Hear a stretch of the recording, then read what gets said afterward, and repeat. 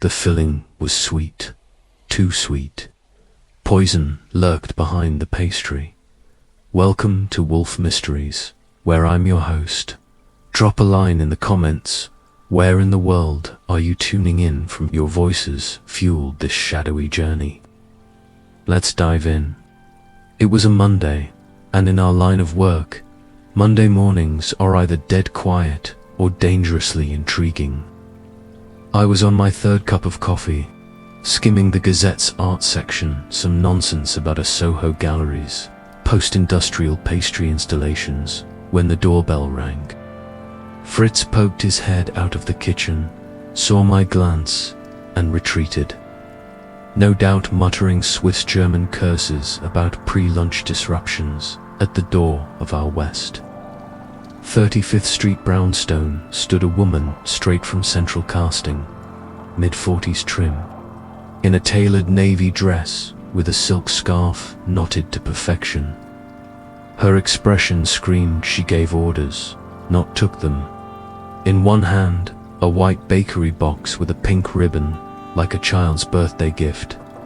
The other hand hovered, ready to either present it or swing.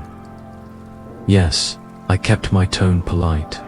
We'd had our share of Monday visitors, subpoenas, sob stories, even sausage. I wasn't betting on anything yet. "You're Mr. Goodwin," she said, confirming she'd done her homework. "I need to speak with Mr. Wolfe. I've brought a gift. Unless that gift's a dozen orchids or a $100 Riesling, it won't buy you an audience," I said. "What's in the box?" "Cream puffs, from Patisserie de l'Aqua. Hazelnut ganache filling. He'll want to hear what I have to say." I raised an eyebrow. Delacroix's no joke, but I've known Nero Wolfe too long. He loathes two things: unnecessary movement and unsolicited sweets before lunch. "Wait here," I told her, then headed to the office where Wolfe sat enthroned behind his desk, engrossed in a monograph on alpine gentians. "There's a woman at the door," I said, standing just inside the threshold. Wolfe hates being shouted at across the house. "She's got a box of cream puffs and wants to see you." He lifted one eyebrow, nothing else moving. "You are not a gatekeeper for pastries, Archie. She says they're from Delacroix, and that you'll want to hear her out." He closed the book, setting it on the blotter with surgical care, and exhaled like a warhorse hearing a distant trumpet. "Cream puffs," he muttered. "I never want to hear what anyone has to say before they say it. But very well, bring her." I returned to find her standing like a mayor poised for a keynote. I ushered her into the office, her eyes darting a globe, bookshelves, Wolfe, before she stopped 2 steps in, as if sensing the room's gravity. "Nero Wolfe," she said. "I'm Vera Kenwell. I own Kenwell and Hyde Confections." Wolfe inclined his head, the faintest degree. "Are also trespassing. On my digestion, please be brief." She placed the bakery box gently on the corner of his desk. "I didn't come here to beg for help, Chassaid. I came to offer a business arrangement. I believe someone is trying sabotage my company, and I want to hire you. Not to catch a thief or a spy, but to decide who I can trust. That's a distinction," Wolfe said. "Sabotage is usually a criminal offense. So far, Chassaid, there's been no crime, only mistakes that weren't mistakes. Orders, shipped wrong, production line timing misfired. A proprietary recipe leaked to a competitor, but no hard evidence, only a pattern. And I need someone who knows people, someone who can sit still and smell dishonesty. Madame Wolfe said flattery is a species of bribery, and I abhor it." She gave him a smile I'd seen on more than a few boardroom power players. Then let me put it plainly, I trust no one inside my company. I want you to study them from outside, discreetly. No police, no drama, just a clear-eyed reading of the truth. Wolfe, who normally hated phrases like clear-eyed reading, didn't interrupt. The box, she added, is a sample from the batch that was supposed to be delivered to a senator's daughter's engagement party. Was a stabilized cream for transit. The cream in this box isn't stabilized. If I had gone out like this, it would have collapsed before it reached Midtown. The senator's daughter would have taken it personally, and Canwell and Hyde would be one scandal away from insolvency. And you believe someone within your own staff orchestrated this? Wolfe asked. I don't believe in coincidences, she said, and I don't trust my head of production, my lead baker, my distribution manager, or me, newly promoted niece. Wolfe said, a circle of suspects already arraigned. It's a business, Mr. A. Wolfe. Circles are how things run until they don't. He sighed and shifted slightly, the way a cat might when conceding to sit somewhere warmer. Mr. Goodwin will visit your premises. He said he will speak to your staff under the guise of an inspection consultant. You will make the necessary arrangements. You'll take the case. I will consider it, he said, but you are here in my home because you wish to invite me into yours, figuratively. That merits consideration, she nodded once. You'll have what you need. By tomorrow, I walked her out and got a whiff of the cream puff box. Hazelnut, yes, and something faintly wrong, not spoiled but not right either. When I returned, Wolfe had already lifted the lid and was examining one of the puffs like it might confess under scrutiny. Well, I asked. She is lying, Wolfe said. About what? He narrowed his eyes. That, he said, is what we are about to find out. The next morning, the brownstone didn't exactly hum with activity, but there was a distinct change in the air, a sort of quiet tightening, like the first turn of a wine. Corkscrew Wolfe had not yet declared he'd taken the case, but the signs were there. He hadn't resumed his reading from the day before. His breakfast had gone untouched until 10 o'clock, and he had asked Fritz, without visible emotion, to save the cream puff box in the cold cupboard. That from Nero Wolfe's practically fireworks, at precisely 10:30, Vera Canwell called. I took the call in the front room, and by the time I came back into the office, Wolfe had already swiveled in his chair, an inch to face Muick. For him, constitutes bracing for impact. She's arranged everything, I said. Be expected at 1 o'clock, she's told her staff. I'm a logistics consultant with a specialty in efficiency workflows, for perishable inventory. P. Wolfe muttered, though not at me directly. I despise camouflage, but necessity makes strange bedfellows, as does sugar, I gather. You were taking the case. Then I am considering it, he said. You will go. Ya will observe. You will return. I will consider. In Wolfe's lexicon, that meant we were already halfway through the investigation, whether I liked it or not. At one shop I parked across from Canwell and Hyde's HQ, a 5-story brick building in the West 50s that used to house a soda bottling plant and now produced upscale confections with slogans like heritage meets handcrafted and luxury you can taste inside. The smell hit me first, butter caramel, something burnt but sweet, like overdone pralines. Vera Canwell met me in the second-floor lobby, which was all glass panels and steel railings, and gave the impression they manufactured pastries with the same gravitas as pacemakers. She looked thiesome as the day before, controlled, pressed, not a hair out of place. I've arranged brief interviews, she said without preamble. You'll see 4 people today. You can ask what you need under the pretense of process efficiency. Don't let them linger. They'll talk. If they think you're auditing, she handed me a visitor badge and a sleek folder with bios. A head of production, a lead baker, a distribution manager, and a niece named Melinda Foster, recently promoted to strategic partnerships. Any preference where I start? I asked. Start with Daniel Roy's head of production. He's punctual and suspicious. It'll rattle the others to see him sweat first. Royce turned out to be exactly as advertised. Late 30s, lean, narrow-eyed, with a voice that suggested every sentence came with a subtext. We sat in a small meeting room off the production floor. I asked general questions, staff turnover, error margins, workflow, and he gave my numbers faster than I could write them down. I heard about the cream puff issue, I said casually, sliding it in like a garnish. Is that a recurring problem? First time, he said, but with the scale we're pushing, it's bound to happen. Logistics can't keep up with our innovation curve. That your assessment, or are you quoting the marketing deck? He gave a dry smirk, bit of both, and the stabilized cream, who handles that? We all do. The recipe's on lockdown, but implementation falls under QA.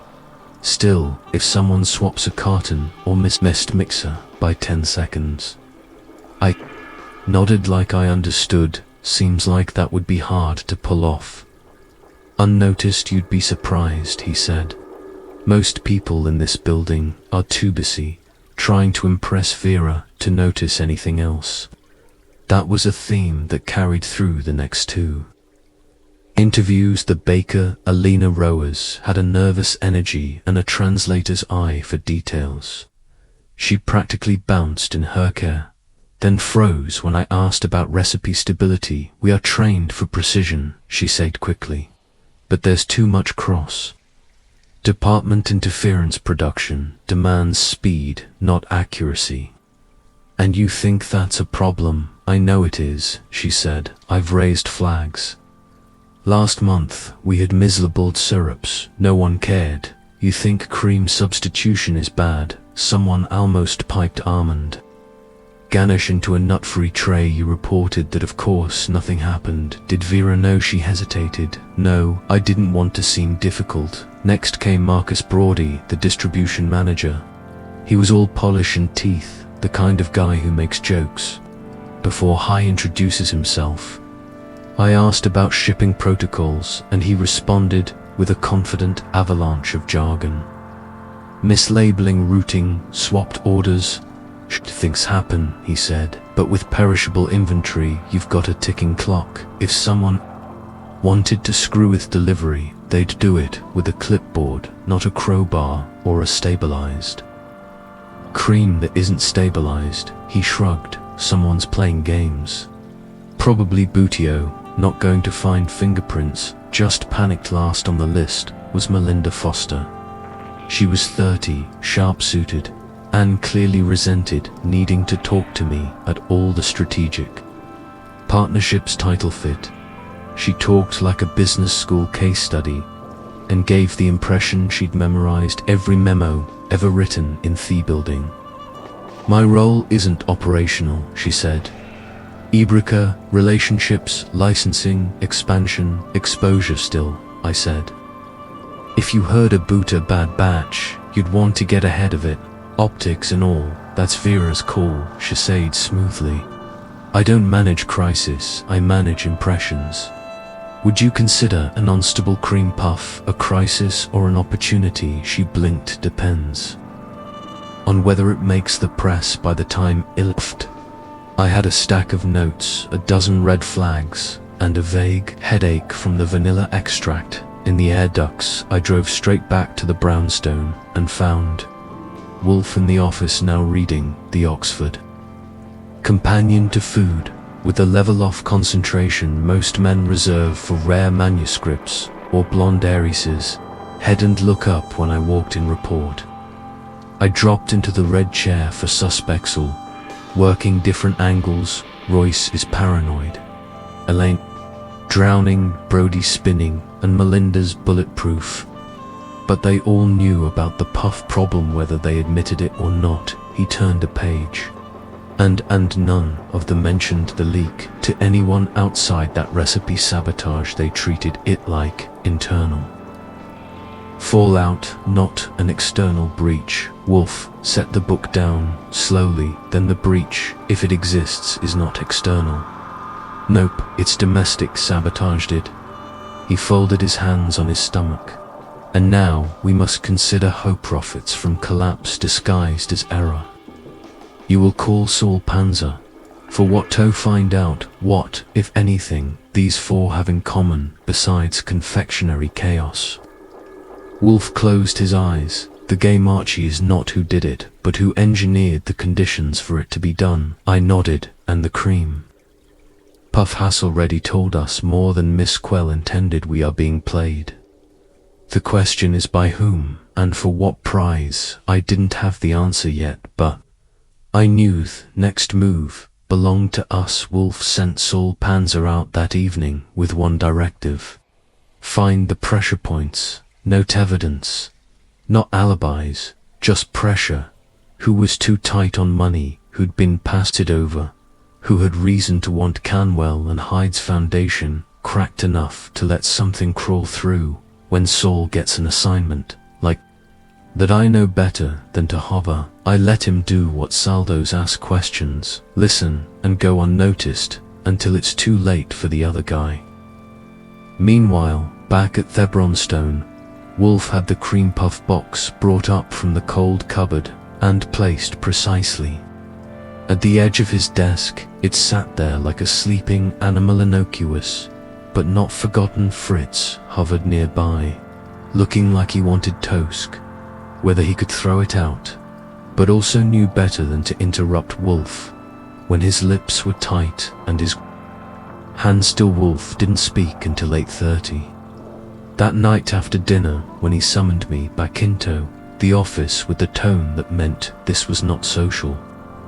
Archie, I require a list, he said, of everyone with access to the cream stabilization process, not just the four you met. I want the names of any lab assistants, floor staff, night supervisors, maintenance workers who come in after hours. Everyone. If Cantwell wishes discretion, she must provide transparency. I leaned back in the red chair. You think the culprit's not one of the big four? I think the obvious circle's often a shield for the real operator. Melinda Foster, for example, far too polished, far too prepared. Miss Canwell emphasized family loyalty while simultaneously casting doubt on her niece. That is either incompetence or misdirection. Him voting misdirection, I said. Melinda talks like she's running for VP of the company, and Royce sees ghosts in the Venstocent. Mean they aren't there, but he likes the drama of being the guy who knows how bad things really are. Indeed. Wolfe shifted slightly, eyes on the cream puffs. That box was meant as a signal, not just a sample. Miss Canwell presented it. Knowing it had failed, she intended to show damage, but she also hoped to provoke response. I dislike manipulation, but I must acknowledge the attempt. Should I get the names from her directly? No. Call her assistant. She will be less cautious and more complete. By 10:30, I had a list of 18 names, people with access to the cream formula or storage facility. I read them aloud. Wolfe, listening with eyes half shut, mouthing the syllables as if tasting the phonetics for lies. I knew the moment he got to the name he wanted because his brow pinched slightly. Edwin Burl, he said, interrupting. What is his role? Night shift QA technician, I replied, flipping back. Cross-checks formula batches and logs variances for shelf life stabilization. Precisely. The placebo-induced subtle damage without triggering alarms. Is he long employed? 6 years. Promoted 3 months ago. Quiet record, no infractions, which means, naturally, he must be investigated at once. It was after midnight when Saul called in. I was in bed, halfway into a sleep I knew better than to expect to finish. I took the call in my room, made notes, then padded back down the stairs. Wolfe was still in the office, awake, in the dark, lit only by the faint yellow glow of the desk. Clamp and a glare from the hallway orchids. He's good, I said. Edwin Burl lives alone, rent sheep in Atoria, no debts, no lawsuits, no red flags, but his brother-in-law owns a boutique food startup in Brooklyn. They just launched a dessert line with stabilized mousse. Same chemical base, Askenwell's formula. Our Wolfe's eyes opened. Fully intellectual theft, the rarest and far the most lucrative crime, Saul says. The brother-in-law startup suddenly went from angel investor purgatory to a glossy food mag profile, and guess what product they're touting as their flagship? The stabilized mousse. Wolfe's fingers flexed once on the edge of the desk, so Edwin extracts formulector, passes it through familial lines, and corrupts a Canwell batch to provoke a scrutiny and justify reformulation. A threefold play: damage, quells brand benefit, the rival, and muddy the proof trail. But there's a gap, I said. Even if Fedwin gave the recipe away, how do we prove it? The corrupted batch is gone. Their puffs are here, but no proof they were tampered with intentionally. Vera would need to admit she suspects internal theft, which she hasn't. She won't, Wolfe said. Not yet. Her pride forbids it. But Miss Canwell made a tactical error. She handed you the box. No, he said. She underestimated the symbolic nature of an offering.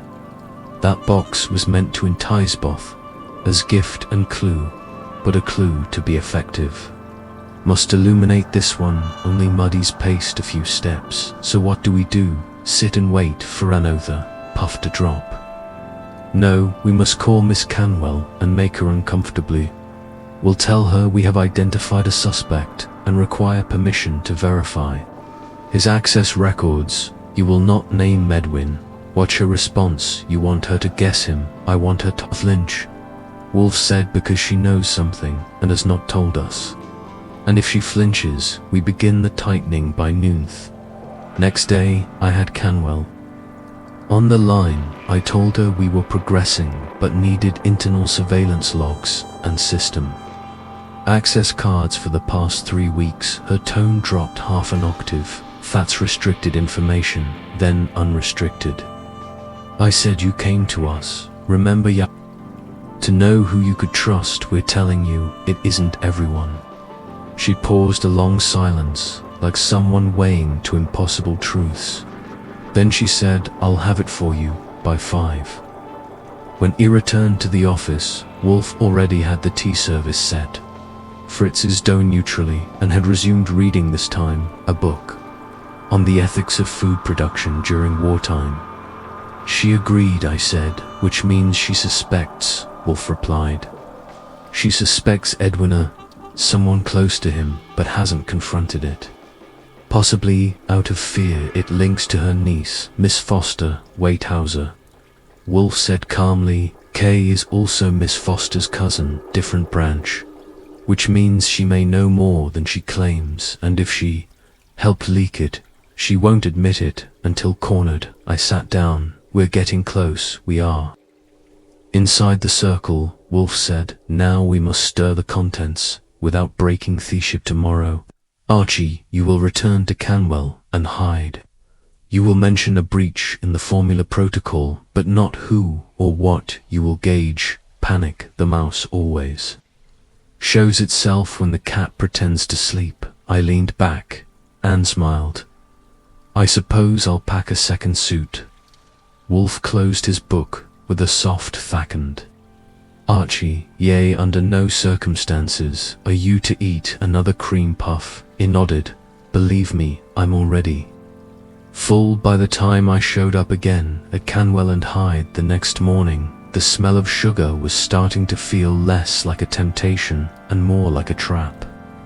I'd learned by now that when a place smells too good, someone's probably trying to cover Something up the lobe. Receptionist gave me the same plastic smile as before, but this time she offered me coffee, progress, or pretense. He couldn't tell Vera Canwell was waiting in the same glassy upstairs conference room, crisp as ever in a tailored slatter grey suit. She motioned for me to sit. Before I could open my mouth, "I've arranged access," she said.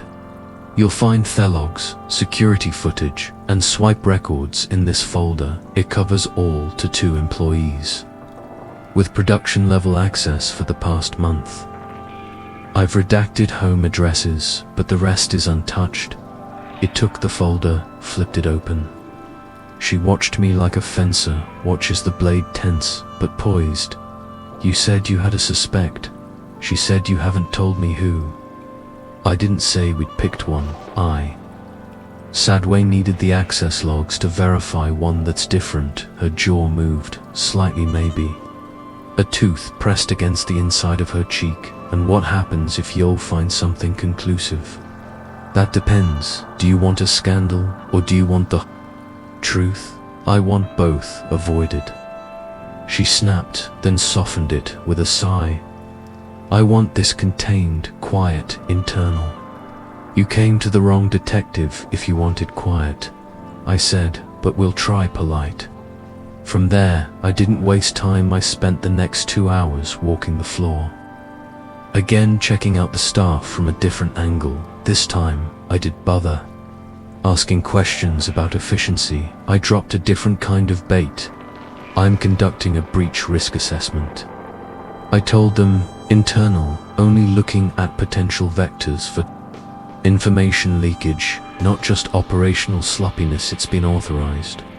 It's amazing what happens when you tell people you're looking for leaks. Even the innocent want to start to sweat. Alina Roas, the baker, immediately panicked. "Is this about Thelmond Ganache thing? I swear, that label wasn't mine." Relax. I told her, "Note about that. We're tracking systemic exposure points. I don't even know the full recipe." She said, "We use partialication. Only Royce and the lab guys see the blend sheets I follow. The list that's helpful. Are we? Am I in trouble? If I thought you were, I wouldn't be talking to you. I'd be watching you." That shut her up fast. But her nervous energy didn't feel like guilt. It felt like someone trying too hard to stay out of someone else's mess. Then I tracked down Royce again. This time, he was out on the floor, arms crossed, watching a packaging line like it owed him money back so soon. He said without looking at me, "Let me guess now. You're looking for ghost synth machines, more like fingerprints in the frosting." He snorted. "Good luck. The only people with full access to the formula are me, Edwin on night QA, and Vera. Everyone else sees fragments. And Melinda," he turned slowly, "she's a foster. She doesn't bake, she negotiates. You think she's stealing our formula to pitch to Mandalays?" "Just asking Weldon," he said. "Melinda's sharp to sharp maybe, but she's not dumb enough to blow up her aunt's company for a moose startup." Who said anything about moose? His nostrils flared just slightly. "You hear things I do." I left him stewing in his own words and headed back up to Melinda's office. She wasn't expecting me, which worked to my advantage. "You again," she said as I stepped in. Her smile was tighter this time. "I thought you were Aridone, inspecting the factory. Different hat today." I said, "Risk review." Meaning, we've discovered a breach in the formula access chain. Subtle, but specific. Been logging batches without authorization. She blinked. "Once I wasn't aware of any breach." "I'm sure I said funny thing though. One of the names on our access list has a familiar connection to a startup that's just launched a product remarkably similar. Tokenwell's cream stabilization formula." I watched her carefully. Her lips didn't move, but her eyes narrowed just enough to tell me the name was already in her head. "I don't know what you're insinuating," she said slowly. "I'm not insinuating anything. I'm stating a factor company called Lumen Sweets launched a product with stabilized hazelnut mousse. Just like Canwell's, they've got press packaging funding. They've got someone with insider knowledge. I've heard of them, of course. You have one of the co-founders is Edwin Burl's brother-in-law, and Edwin happens to work nights here. I don't control security, she said. That's Vera's domain. But your family, I said, and Edwin's your cousin, technically. Distantly, I haven't spoken to him in years, but you know what he does. I know he does. Quality, Asheranchi said, not corporate espionage. I nodded, slowly. That's fair. Then you won't mind if we review internal emails and messaging logs. Her eyes flicked to her monitor, then back. That's not your jurisdiction. You're right, I said, but it will be Wolfe's, and he's very persuasive when he's motivated. When I left her office, she looked composed, but her fingers had curled so tightly around her pen that it snapped in half. I reported everything to Wolfe that evening, and he listened in his usual silence, fingers, templed gaze fixed on the orchid behind me rather than my face. When I was done, he said nothing for a full minute. Finally he spoke. Miss Fosterus, hiding something, no question. And Royce has pieces, but not. The whole agreed. Then we apply heat. You want me to push them? No, you will arrange for Miss Canwell to come here tomorrow that afternoon. You will tell her we've completed the initial assessment and that she must be present for our findings, she asked. What they are, tell her. The results are not yet complete, but the implications are actionable. I raised an eyebrow. Dramatic much, she brought this into my house. Wolfe said, I will return the favor, grinned. We're setting the trap, we are rearranging the furniture. Wolfe replied, the trap will spring when all the players sit down. It was official, the brownstone knew us, about to be disturbed.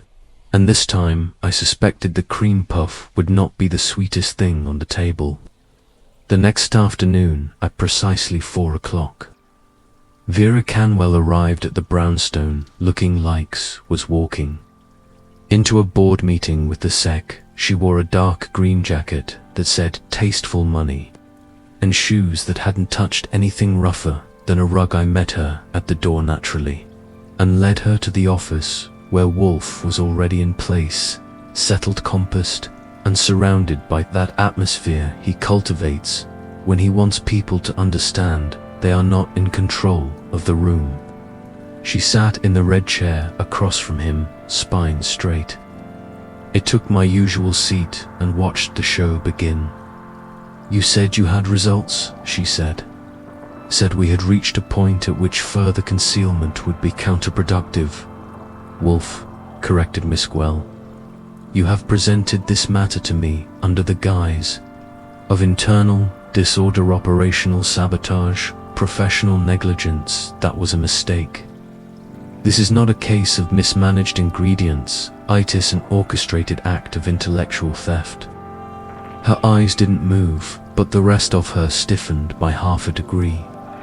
You're certain of that? I am Wolfe, said and saw you, or you would not be here. She blinked. Once you've identified Theckelpreet Wolfe, exhaled slowly. Not entirely, but we have identified a nexus, Mr. Goodwin. I opened my notebook. Your night cure technician. Edwin Burl has a brother-in-law named Colin.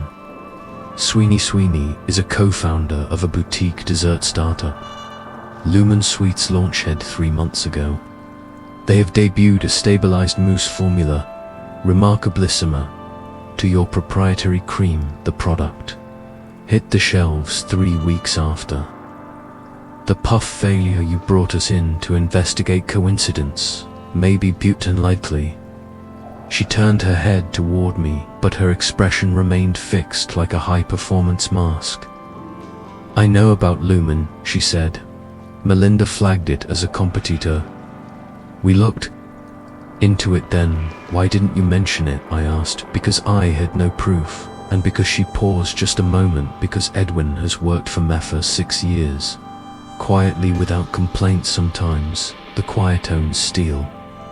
Best, I said, Wolfe interjected. Your instincts were correct. There is no material proof yet, but the circumstantial alignment is precise. Thelic of the formula, the tampered cream batch, the press coverage of Lumen's breakthrough, all within a month. Shay crossed her legs tightly. So what do you propose? I propose that we set Thestage. Wolfe said. Tomorrow evening you will host a private gathering at Quell and hide a staff meeting, only those involved with the production process. Mr. Goodwin and I will attend. You will make a speech, brief, firm, about new security protocols, and you will say, quite plain, Lifford, you have engaged an external consultant to identify the source of a recent formula breach. Do not name names, do not show fear, merely imply that disciplinary action is imminent. You want see who flinches precisely, and if no one flinches, Wolfe gave a small smile. They will. After she left the office, felt oddly warm, like the air had shifted. Wolfe leaned back in his chair and shut his eyes, letting his fingers rest together like a bridge. Across a still pond. She knows more. I said. She suspects more. Wolfe corrected. Miss Canwell is used to control her niece, her staff. Even her mistakes are framed as assets. She has known for some time that the rot is internal. She simply wished Tobe told it by someone else. I nodded. You think Melinda's in on it? Not necessarily, but she is involved. She knows who did it, or suspects, and she is withholding possibly to protect someone, possibly to protect herself. I stood. Saul's still running background on the investors behind Lumen. He said there's something off about the early capital injection hole report tomorrow, Goodwin said. The more light we shine, the more shadows. When notice, the following evening Canwell and Hyde's production floor was transformed. No mixers churning, no pastry bags firing like artillery, just a row of folding chairs lined up near the glass-in test kitchen, and a half dozen employees, looking various shades of confused and cautious. Royce leaned on a pillar near the back. Elena sat upright, hands clenched in her lap. Brody, the e-distribution manager, whispered to someone and laughed too loudly. Melinda stood off to the side, arms crossed, her expression locked. Between amused and annoyed. Wolfe had insisted on being present, but Naturalite didn't set foot in the factory. A private conference room had been cleared and outfitted for his use, with audio piped in and a video feed set up on a small monitor. He sat comfortably with a glass of beer while I stood beside the door, watching through the one-way mirror we'd improvised with a reflective screen at exactly 6:03. Vera Canwell stepped to the front of the room and began. I appreciate you all coming, she said. This is not about job performance, it's about protection. Something happened recently that compromised the integrity of one of our signature products. There was no recall, no headlines, but there could have been, and I cannot allow that risk to continue. A shuffle of movement from the chairs. Royce stared dead. Ahead, Lanina's eyes darted sideways. Brody's smile evaporated. Melinda behind them, all stood like a statue. We have brought in external help. Vera continued. They've already found patterns. I wish they hadn't, and I want to be very clear. Anyone who has participated in, enabled, or concealed the unauthorized sharing of company material, formulas, processes, designs will be identified and removed quietly. Irreversible. But absolutely, she didn't thank them. She didn't open the floor to questions. She just turned and left. It was a short speech, but effective. Wolfe, watching from the monitor, gave a curt nod. Archie, yeah, go, he said. Speak to Alina first. Now she will be the one who cracks. He was right. I found Alina Nerth's staff lockers pretending to be reorganizing her bag. Her hands were shaking. I didn't say anything because I didn't know it was something she whispered. Before I could even ask, he thought it was just a batch mistake. But then Melinda started asking me if I'd seen Edwin on the wrong shift, and then Brody said I should keep quiet, that it was just production stress. Wait, Brody said that he said people get blamed when things go wrong, and I shouldn't stir the pot. I wrote it down. Did you see Edwin on a different shift? She nodded. Last week of March, I came in early and saw him in the lab. He wasn't supposed to be there. He didn't see me. I didn't say anything. Why not? I didn't want trouble. But now, I think he was doing something he shouldn't. Thanked her, told her to keep it to herself, and stepped away to call Wolfe. He answered on the first ring sheet. Saw him, I said. Wrong shift, wrong place, no witnesses. Then it is time, Wolfe said. We summon the circle. The sea office gathering. Yes, he said. Tomorrow, my official of them. We will end this with words, not puffs. And that, as always, means Samoan was about to get eaten alive. And not in the edible sense. The next day dawned with a peculiar sense of stillness. In the brownstone, the kind of hush that means the machinery is oiled and waiting. Wolfe had given Fritz instructions for a simpler than usual lunch. No sauces, nothing that required decanting or flambeing, which told May he wanted his palate clean and his mind sharper than usual. That only happened when we were moving into end geometry. At noon, I made the calls. Royce, Rowers, Brody, Melinda, and Canwell herself. The message was the same. Be at the brownstone at 400 p.m. sharp. Nero Wolfe be delivering his findings. No explanations, no rescheduling, no exceptions. Canwell, to her credit, didn't object. Melinda tried to get clever. Perhaps he could send a statement instead, but I shut that down with the kind of voice. That means business, Roy said. Only fine, and hung up. Brody asked if there would be coffee. I said there wouldn't. Wolfe spent the early afternoon in the plant room. I found him there once, not tending the orchids, just standing among them staring at a mill. Like it was whispering to him. He didn't speak when Ian Todd just gave a short nod that told me everything was going as he wanted. By 3:30, the chairs were arranged in the office, 5 in a neat semicircle facing Wolfe's desk. No table between. I checked. The temperature closed, the windows Medusa. Fritz had laid out the exact number of glasses of water, chilled, not iced. Wolfe detested condensation rings. They began arriving at 350 quell. First expression, unreadable but brisk. Melinda followed 2 minutes. Later, jaw-tight Troyce came in behind her, already chewing his lower lip, like he had something to confess and didn't like the taste. Broda strolled in, as if this were a networking event. Elena Rojas arrived last, glancing around, like she expected someone to jump out and accuse her of stealing office supplies. I closed the door behind them and took my place by the bookshelves. Wolfe didn't greet them. He simply waited until they were seated, then lifted his eyes and began. This is not a courtroom, said. Nor is it a tribunal. No one here is under arrest, and no official charge will be filed unless someone does something particularly foolish in their next 20 minutes. What this is, he paused, is a reckoning. No one breathed. I was brought into this matter under the pretext of an operational anomaly. Wolfe continued. A batch of cream puffs destabilized and nearly disastrous for the company's reputation, but of Kurseth, destabilization was no accident. It was a message, a test run, a way to plant a seed of doubt. Canwell shifted slightly, but said nothing. The true nature of this case is intellectual theft, cloaked in kitchen error.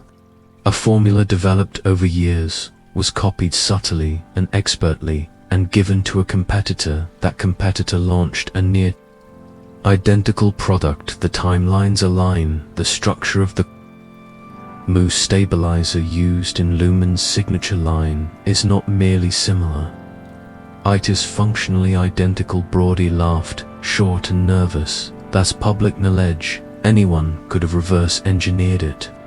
Mr. Brody Wolfe said, I invite you to be quiet. You were named, you will have your moment.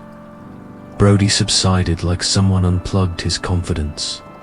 Elena Roas saw Mr. Edwin Burl, the night QA technician working in the formula lab during hours, was not scheduled.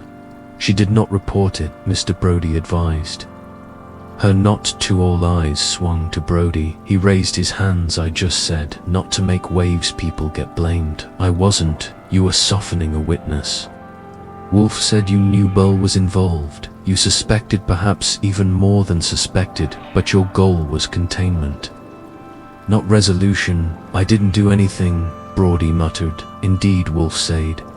You didn't. That is precisely the problem. Wolfe turned to Melinda. And you, Miss Foster, also knew. You saw the similarities between Lumen's product and your own. You connected the familial dots and chose to protect your cousin Melinda's. Voice was sharp. That's not fair. I didn't even speak to Edwin.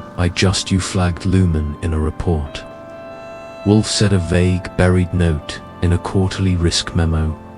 No follow-up, no insistence. Why she hesitate? Beckus, acknowledging it would implicate you. Wolfe continued, either in negligence or collusion. You chose Allen's. Melinda looked at her aunt, but Canwell didn't return. The gaze. Royce Finnelis spoke. I knew Edwin was acting strange, but I figured he was just overworked, quiet guy-ward hours. I didn't want to be the boss who started witch hunts over bad cream. You weren't. Wolfe said you were the boss. War ignored precision errors in a business that lives or dies on precision. That is not merely passive, it is contributo. Royce stared at the floor. And now we return to the question of motive. Wolfe, said Edwin Burl, passed company secrets to a startup. That startup was funded, at least in part, by venture capital connected to Colin Sweeney, his brother-in-law. That part is easy. The harder question is why now? Why sabotage a very company he worked for, instead of simply resigning and joining his family's enterprise? No one answered. Wolfe let the silence stretch, because he wasn't just passing formulas, he was erasing fingerprints by introducing a known flaw into the Canwell line. By destabilizing the puff cream, he ensured that if the similarity between products was discovered, it would be blamed on a shared failure, not theft, just coincidence. He thought he was covering his tracks, I said. Wolfe nodded, but like most amateurs, overplayed. Canwell spoke at last. You're certain? Yes, Wolfe said. And if you doubt it, I suggest you retrieve security footage from March 24th to 30 a.m. You will find Mr. Burl entering the lab and accessing the main formula terminal. It will match the timestamp from Lumen's development notes obtained by Mr. Panzer. He folded his hands. I recommend you do not confront him yourself. Allow a lawyer or the board, but understand this: the theft is real, the internal rot is visible. The question now is what you do with it. No one spoke. Wolfe's voice softened just slightly. The sweetness of business is not in its profits, it is in its trust. You may rebuild your formula. You may even reclaim your reputation, but you will not do so unless you learn the cost of silence. Each of you chose it at one point, and now you are all here in this room because silence echoes. I glanced around. Royce looked stricken, Brody looked deflated, Melinda looked furious. Sat Wolfe at herself, at the air. And Canwell, she looked exactly the same, except her hands had finally unclenched. That will be all. Wolfe said. They left slowly. No one said thank you, no one needed to when the last one was gone. It turned to Wolfe. You really unloaded on them? I informed them. He said nothing more. I headed for the door. Want to causal? Let him know it's wrapped. I already did, Wolfe said. He is dining with a friend and, like me, he enjoys eating. In public, I paused. So that's it. He picked up The Art of Eating by M.F. Fisher and opened to the bookmark. It was never about cream puffs, Archie. It was about what people are willing to trade for a taste of success. He looked up at me deadpan. Fritz may serve them for dessert tonight, and with that, he began to read, already halfway back to serenity. It was close to 7 when I finally sat down at the kitchen table with a plate of roast squab and a faint sense that the ground beneath, Canwell and Hyde, had just been excavated with surgical precision. Fritz, sensing a lull in the storm, had outdone himself with the dinner menu, and the aroma wafting from the sauce alone could have lured Wolfe into a more talkative mood. If Wolfe had been the sort to process victory with conversation, he was after the final bite of braised endeavour. I poured myself a small glass of Fritz claret and brought it into the office. Wolfe was, as expected, back in his chair, with a book on his lap, a fresh beer sweating quietly on the coaster. He glanced up when I entered, not with curiosity, but with the mild inconvenience of a man being interrupted by someone he knew would interrupt him. Care for a summary? I asked, luring Miss Finn to the red chair. You'll give one, whether I care or not. He replied. True, I said. So here's what we've got. Goodwin, Burl, ambitious, clever, and too cautious to be flashy hands over a core accompaniment of Canwell's proprietary formula to his brother-in-law's startup, Melinda Foster, with or without full knowledge. Either covers for him or deliberately fails to escalate a suspiciously timed product launch. Brody, ever the opportunist, keeps his mouth shut and possibly encourages others to do the same, maybe hoping he'll land somewhere soft if things fall apart. Royce is too close to the day-to-day to see the big picture. Or maybe he's just too afraid of what the big picture would show. And Eleanor nervous, yes, but honest, which is probably why she still has a job tonight. Wolfe nodded. Once acceptable, what happens next is anyone's guess. Canwell might press charges, or she might sweep it all under the rug and use it as leverage over Melinda and the rest. She will not press charges, Wolfe said. I raised an eyebrow. You sound certain she'll terminate Burl quietly and fold the rest into a narrative of corporate tightening appearances matter more than vengeance, particularly for women in command. I sipped the wine. You just summed up a year of boardroom politics in one sentence. Economy is a virtue. We sat in silence for a moment, the kind of silence that sits between two people who've seen something to its end and know it won't be the last time. Then Wolfe said, What did you think of Miss Canwell? I leaned back, cold, controlled, strategic. Didn't flinch when you laid it out. She's not just managing a business. She's managing a story, hers precisely. And she chose to retain our services, not to expose the truth, but to control its disclosure. You'll think she knew from the start. I think she suspected enough to fear the consequences of direct confrontation. That's why she came here with cream puffs, sabotaged ones. It was an appeal and a dare and a distraction. I said. Wolfe smiled faintly. Yes, the art of pastry and the art of misdirection share many ingredients. There was a knock at the door. Fritz entered with a small silver tray bearing a letter. He handed it to me with a nod, then retreated. I opened the envelope. Inside was a short note, handwritten in tight, even script. Mr. Wolfe, thank you for your clarity. I enclose a check for the full, agreed-upon fee. The matter is for now concluded. You were right. Trust is the first casualty in ambition. VCI handed it across the desk. Wolfe didn't take it, just tilted his head to glance at it and grunted. I dislike moral Platitudes, when scrolled as epilogues, he said she meant it as closure. She meant it as theatre, but she is not wrong. I stretched, stood, walked tough window, outside the street lamps had come on turning. 35th Street into a flickering tunnel of light. And brick across the street, someone was walking a dog that had more energy than its owner. The brownstone was quiet again, and in the way of all proper Wolfe endings, equilibrium had returned. No broken windows, no bodies, no car chases, just truth out. In the open and the door to the office closed on anything messier than a properly filed invoice. You think Melinda's finished? I asked, still at the window. Not at all, Wolfe said. She will serve if possibly thrive. Scandal burns, but it also purifies your inner philosophical mood. No, he said, I am in a precise one. I return to the chair. It's funny you sit there, and I run around like a lunatic. You never break a sweat hand. Still, when it ends, it's you they thank. That, he said, is the designer grinned. Well, if she sends another box. I'm not opening it. You will, he said.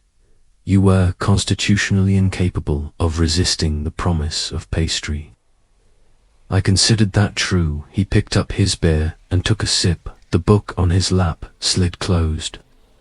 We're done. We are finished, he said, until the next time. The world forgets that deceit is more delicate than sugar. I stood and headed toward the door. Archie looked at me then, directly. Never underestimate a woman who delivers poisoned gifts with perfect presentation.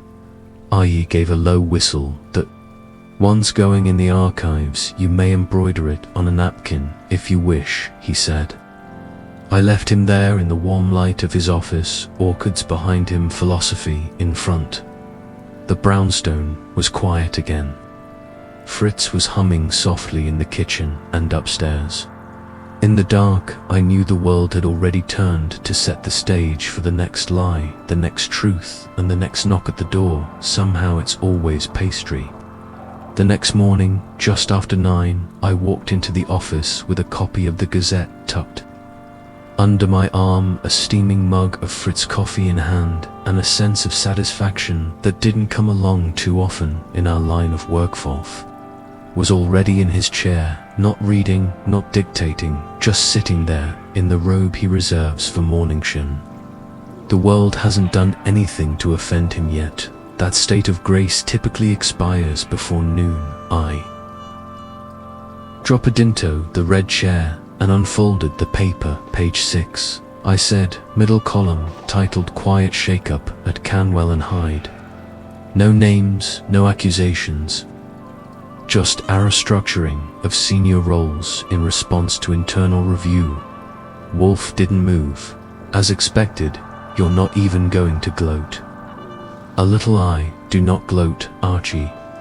I observe gloating is for those who need their victories confirmed by others.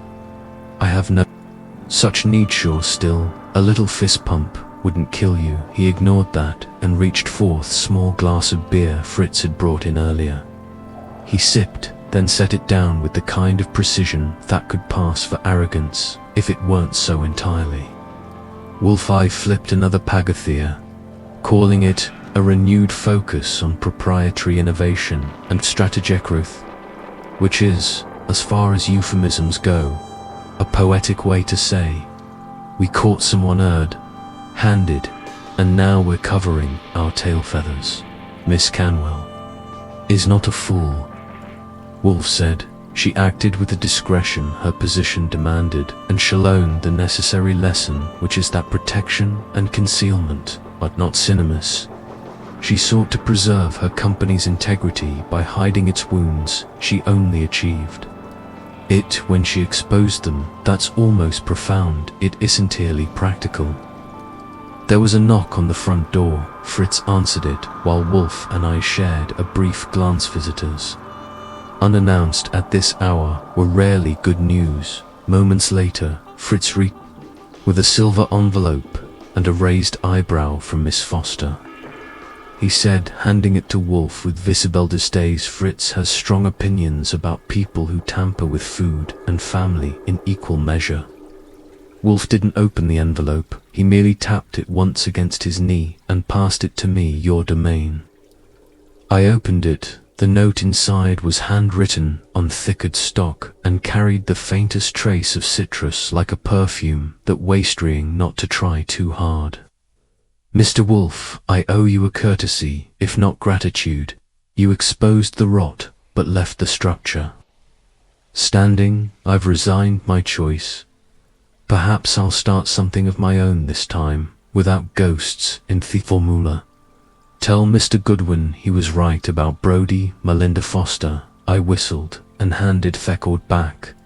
Wolfe glanced at it briefly, then returned it to the envelope like it was a receipt he didn't intend to keep. She'll be back, he said. You think she'll return to Well, no, he said. She will return to influence. She has to mucksteal, to remain idle, and she has learned how close ambition can drift to the edge of disgrace that will either temper her, make her dangerous. I stood and moved to the window. The street was quiet, grey, and already filling with the slow churn of delivery trucks and doormen hosing down the sidewalks. Spring was edging in. You could almost smell it underneath the city. You think Canwell's safe now?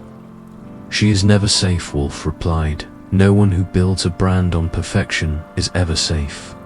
The first mistake is forgiven, the second is remembered, the third is fatal. I turn. So what happens now? We resume normally, Wolfe said. I have orchids to misbehave, bills to settle. Fritz will soon remind us that asparagus season is beginning. Life, Archie continues, until next poisoned puff. Wolfe gave the smallest of smiles. I was halfway to Thayhole when the phone rang. Wolfe gave me a look that meant you, so I picked it up. Nero Wolfe's residence, Goodwin speaking.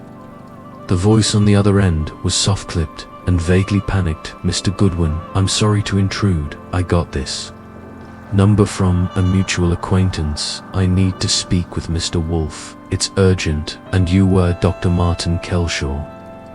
I'm with the Metropolitan Botanical Societies. Something's gone missing. It's not money and it's not murder, but I believe it may be something rarer. I covered their Siva botanist. Something missing. Once you, Wolfe, grunted what has been taken. I relayed the question. An orchid came. The reply, singular hybrid, and the circumstances suggest it wasn't stolen for resale. It was stolen as a message. I paused. You said it's not murder. You sure not get? The man said. But the fellow who bred it vanished a week ago. I glanced at Wolfe's eyes had opened fully now, his posture straightening by for in his world was the equivalent of jumping toe. His feet come at 11, I said into the phone. We'll hear your story. I hung up another case. Wolfe let out a long breath through his nose. It seems our return to normally was short-lived. Could be coincidence. There is no such thing, Wolfe said. He stood then, a rare thing before lunch, and began making his way toward the plant room. Do you want me to cancel anything? I asked. No, he said. I have always preferred a mystery rooted in flowers to one hidden in fondant, and that was the cue. The cream puff was behind us ahead, orchids, vanishing experts, and no doubt another fool wothed Nero Wolfe could be distracted with sweetness. Some people never learn. I spent the rest of the morning doing what any self-respecting legman does between cases, cleaning up the mess, the last one left behind that meant paperwork, phone calls, and one supremely awkward conversation with a process server who'd gotten the idea that Wolfe handled divorce work. He doesn't. Not unless there's a body or a rare truffle involved. Wolfe, true to form, had vanished into Thepland room, presumably to commune with his orchids and let them reassure him that not all living things are morally compromised. I didn't bother him. After 7 years under Thess roof, I've learned not to interrupt a man pruning his mistallas, unless the house is on fire or someone's confessed. At precisely 11, our doorbell rang Fritzen's word, led the visitor in with his usual reserved dignity, and disappeared like mist. I took one look at the man and pegged him immediately. For a botanist, 40-ish precise haircut clothes, chosen for function over flair, and an air of intellectual distress that made it look like he'd just been accused of plagiarizing. A seed catalogue, Dr. He said, shaking my hand and managing a distracted half-smile. Thank you for agreeing to see me. I didn't expect well.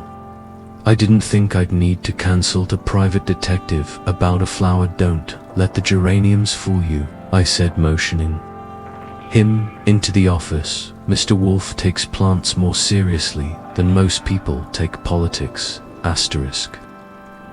You may be in the safest place on the East Coast for botanical grievances. Wolfe was already in his chair, arms folded, expression unreadable. The orchid room door had been closed behind him, the smell of damp bark and chlorophyll trailing faintly.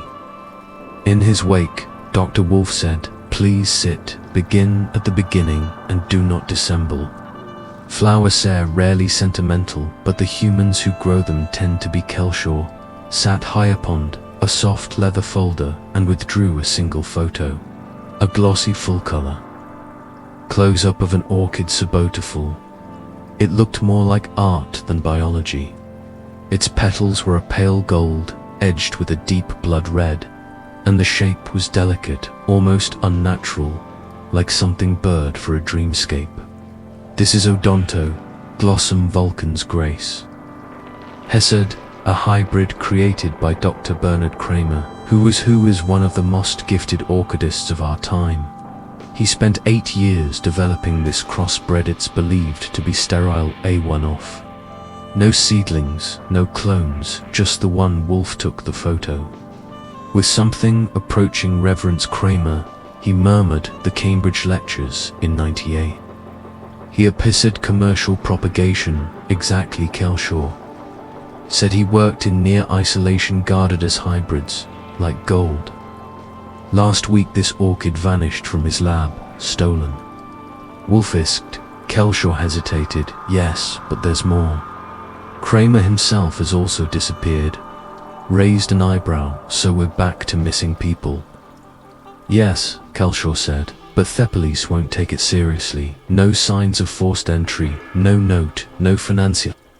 Since last Wednesday they say he's eccentric, prone to disappearing, which is true, but never without warning. He always notifies someone." Alwaisier, his colleague Wolfe, asked Proti. "I studied under him in Zurich. I've been working with the Metropolitan Botanical Society for 6 years now, and Kramer visited us often, had grown more withdrawn lately, but this..."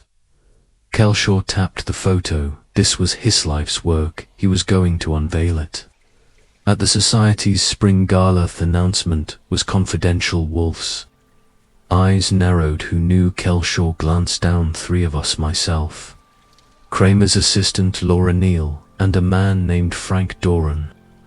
He's a collector, wealthy, aggressively so. He tried to buy Kramer's orchid sight unseen last year. Offered him $250,000. Kramer refused. Doran didn't take it well." "An orchid collector?" I asked. "That's a new one." "There are more of them than you'd think," Kelshaw said. "And the rarer the hybrid, the more intense the competition. Vulcan's Gracie scent, just beautiful. It's potentially unique if someone wanted it badly. Inorthi might steal it." Wolfe finished. Kelshaw nodded. "I'm not saying Doran did not, but he's made veiled threats. And Laura, she's loyal to Bernard, but she's ambitious. She once hinted that the orchid was more valuable alive than admired." Wolfe stared at the photo, and no sign of Kramer. "None." Kelshaw said. "His apartment is untouched. His phone's been off. No one sheared from him. It's as though he vanished with the orchid." Wolfe glanced at Archie, already thinking it. I said we pay Doran a visit discreetly, Eilerange, it Kelshaw offered. He's expecting me later this week to finalize some exhibit loans. I could move the meeting forward, do so. Wolfe said and mentioned casually that Bernard was considering a public auction. Observe his reaction. Kelshaw blinked, he licked Claude. Yes, Wolfe said, and that will be instructive. As Kelshaw left, I stayed behind in the office. Wolfe was still staring at the orchid photo, his expression tighter than usual, not annoyed, focused the way he gets when a puzzle's taken root and begun to grow. You believe the flower was stolen, I said. Of course, Wolfe murmured. But the theft is not the crime, it is the message, and Kramer missing, he said, but not Merrill absent. Either he fled with the orchid or he was removed. Along with it, both possibilities suggest a motive deeper than admiration. Could be blackmail. Could worse, Wolfe said. Orchids, Archie, inspire not just obsession, but ownership. There are people who do not wish to possess beauty, they wish to deny it. To this I stood. So we're back in business. He looked up. We never left. Someone has kidnapped perfection, and we are to find it. I paused in the doorway. You sure isn't about the orchid? His eyes twinkled for a moment. It's always about theatre. And with that, the brownstone turned from a house of justice to a who's of pursuit. A new case was unfolding, one with petals, secrets, and the faint, bitter scent of ambition dressed up in fragrance. We were back at it again, and something told me Volcans was just the beginning. Frank Doran lived in a duplex on the Upper East Side. That was part art gallery, part trophy case, and entirely designed to say, I won, the kind of place where antique masks from Java share a wall with a Klimt sketch and a security system watches you like it, suspects you might be too poor to breathe the air. I arrived just before 3, dressed in my best don't make a fuss suit, and carrying nothing but a notepad and the most casual smile. I could manage. Doran himself was exactly what I expected, lean, manicured, early 50s, with kind of brittle confidence that suggested he'd once had to earn it, and spent a lot of time making sure no one forgot. He greeted me with a polished grin and a handshake that tried to without looking like effort. Mr. Goodwin, I was told to expect Dr. Kelshaw, he said as he led me into the sitting room. You got an upgrade. I said. He's consulting with my employer, Mr. Nero Wolfe, about the matter of Bernard Cramorand, a certain missing orchid. Doran's smile dropped about an inch. So we've moved on to private investigators. Fascinating. What is it you suspect me of exactly? At the moment, enthusiasm, maybe too much of it, Kelshaw said. You made an offer for Vulcan's grace. Doran chuckled and dropped into a leather chair that probably cost more than my car. An affairess, a form of admiration, Mr. Goodwin. I offered because I respected the artistry of the thing. Bernard didn't agree. That doesn't make me a thief. No, but at Makasu a suspect, especially since the orchid's gone missing, along with the man who bred it. He frowned. I'd heard Bernard had dropped off the radar.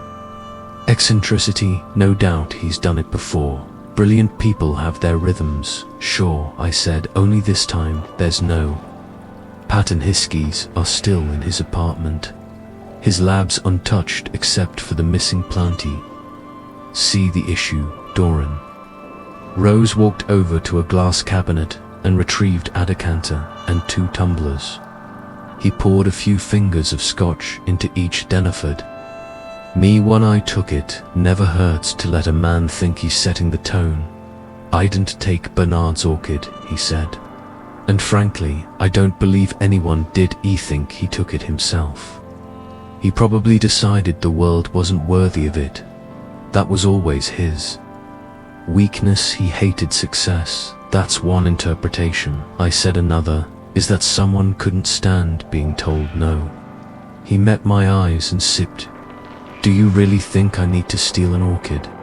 I could fund a greenhouse in the Andes if I wanted. That's exactly the kind of thing someone says when they're about to do something dumb out of principle. He laughed genuinely, this time Goodwin, but you're looking in the wrong place. If Bernard's gone, I'd look at someone closer to him, someone Laura Neal, of course. She handled his emails, his deliveries, his appointments. She knew the value of that orchid, and she knew how little Bernard valued money. She didn't. I made a note of that. You know this how she approached me, he said a few months back, said Bernard.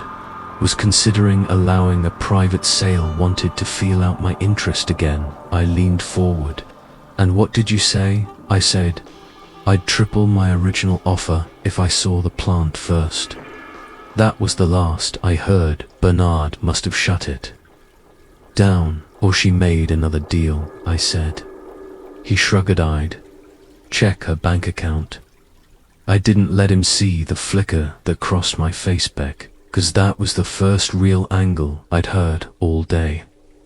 I returned to the brownstone just after 5 and found Wolfe still in the office, seated as if he hadn't moved in hours, though the second glass of beer said otherwise. He was rereading an article on experimental orchid propagation in horticulturally with the same intensity most men reserved for war bulletins. Doran's innocent, I said. That is not certain, Wolfe replied, without looking up. He's too proud, I said to Rich. Too loud. He wanted the flower, sure, but he didn't want to sneak it. He wanted to own it, legally, publicly, with a press release and a gallification. He thinks Bernard ran off with it, but he dropped a name, Laura Neal, that got a raised eyebrow, apparently. I continued. She approached Doran Monsago about a private deal, said Bernard might sell. Doran offered to triple his original bid, then she ghosted him. Wolfe set down the magazine, which suggests either she acted without Kramer's knowledge or with it, and something changed either way. I said, we need to talk to her. I already have, Wolfe said, iblant. You what I called her this afternoon. I invited her here. She accepted. She will arrive at 6. Wolfe slipping. You didn't let me interrogate her. First I needed her unaware of your findings. If she is guilty, she will lie, and I wish to watch her do it. At 6, precisely. Laura arrived. She was early 30s, neatly dressed in practical clothes, hair pulled back, no makeup. She looked like someone used to being invisible in a room full of egos. But there was a sharpness behind the eyes. Wolfe didn't rise. Miss Neal, please sit. She did. You are here to answer a simple question, he said. Where is Bernard Kramer? Her composure cracked for half a second, just long enough to answer. I didn't know, Miss Neal. Wolfe said you approached Frank Doran with the intent to arrange a private sale of Vulcan's Grace. You suggested Bernard was open to it, is that correct? He was considering it. He told me to gauge interest. Did he authorize the price you proposed? No, she admitted. I exaggerated. I knew he wouldn't accept less, so I framed it as atest. Wolfe nodded. And when Doran offered to triple the bid, I told Bernard. He was furious, said I'd betrayed his trust. We fought. He stopped speaking to me, then head-a-sappered. Yes, Miss Neal, Wolfe said, you must understand, it is no longer a matter of a missing plant.